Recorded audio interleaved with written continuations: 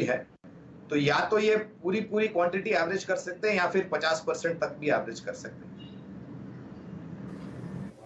Okay, 50% आप average करिए sir, और एक तरीके से एसआईपी हो जाएगा आपका। गौरांग, अच्छा, मैं प्रश्न पूछूं आपसे। आई मीन, बाजार में गलतियां होती रहती हैं और ऐसा एपिसोड हमने इससे पहले डीएचएफएल में देखा, हादसे भी होते रहते हैं।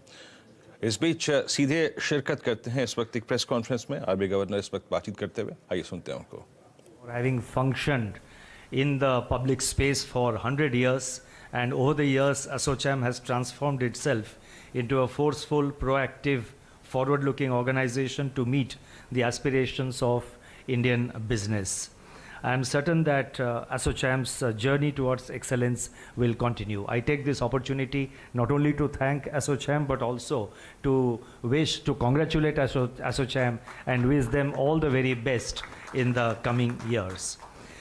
Now, the topic for today, this is supposed to be a banking summit, and the focus is on structural reforms in the MSME sector. A very, the topic has been very well selected. In a country like India with a population size of about nearly 1.3 billion, the micro, small and medium enterprises sector has a vital role in the economy. It promotes entrepreneurship and generates large employment opportunities, a fact which is very well known to all of you. As MSMEs absorb the surplus agricultural labor, they also help to reduce the problem of disguised unemployment, which is prevalent or which is seen in many parts of rural India. MSMEs are also complementary to large industries as ancillary units and also play an important role in the whole ecosystem of the secondary and the tertiary sector. We are all aware that MSME sector is passing through a very challenging phase.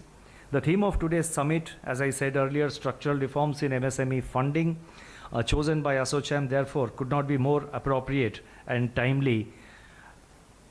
In my address today, I would briefly touch upon by underlining the importance of MSME to the economy. I would also then highlight very briefly on some of the challenges and the way forward and some measures which the Reserve Bank has taken. I shall be very brief. I have a prepared text of my speech which we will upload on the RBI website a little while later. So those of you who are interested may please have a look at it. So I don't propose to read through the entire speech, but I will just highlight some of the important points. And then I also would like to touch upon some of the developments in the recent days about which a mention was made by Sri Niranjan Hiranandani and other speakers about the impact of the sort of concern around coronavirus and some other. आप RBI governor को एसोचैम के इस event में सुन रहे थे, हालांकि वो MSME पे चर्चा कर रहे हैं। अभी वो एसोचैम के इवेंट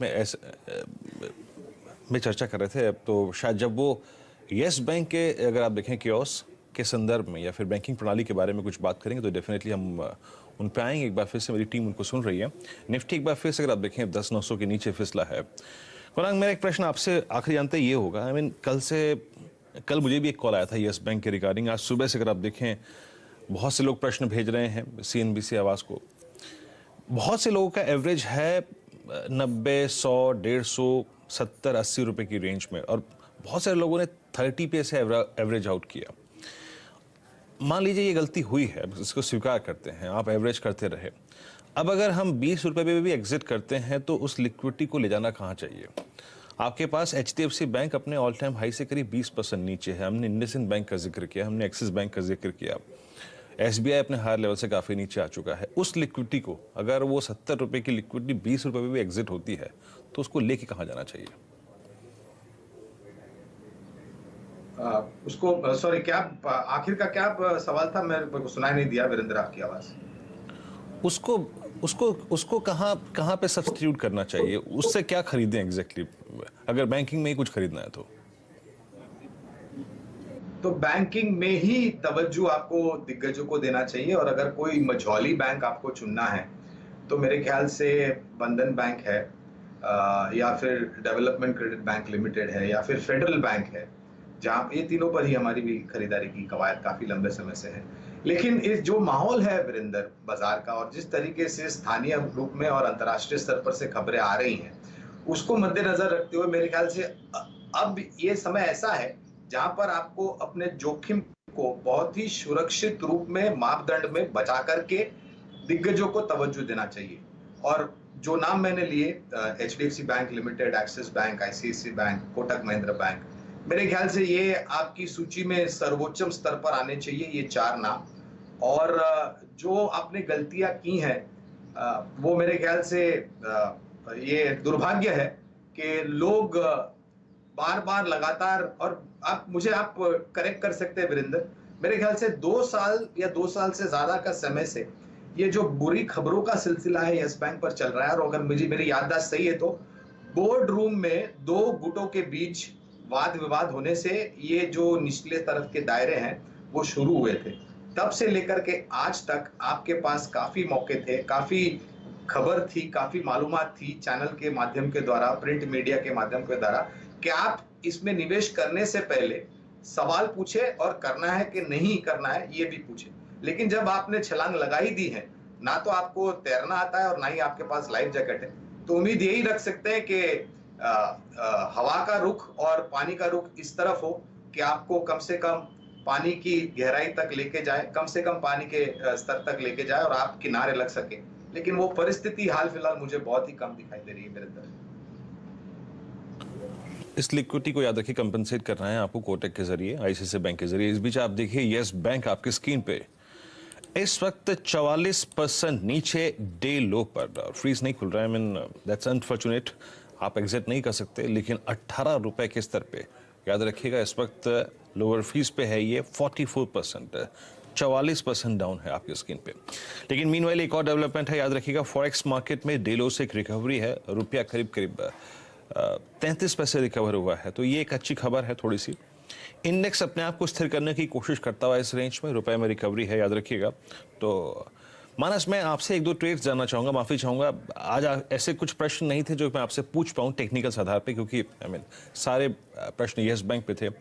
आपको इस सेकेंड हाफ के लिए फ्राइडे फैक्टर को देखते हुए और एक गैप डाउन ओपनिंग को देखने के बाद, एक सीवियर गैप डाउन ओपनिंग को देखने के बाद, जहाँ निफ्टी लगभग 4.25 अंक नीचे है, सेकेंड हाफ के लिए आपको पोजिशन कैसे करेंगे, किन ट्रेड्स पे आपका ध्यान रहेगा?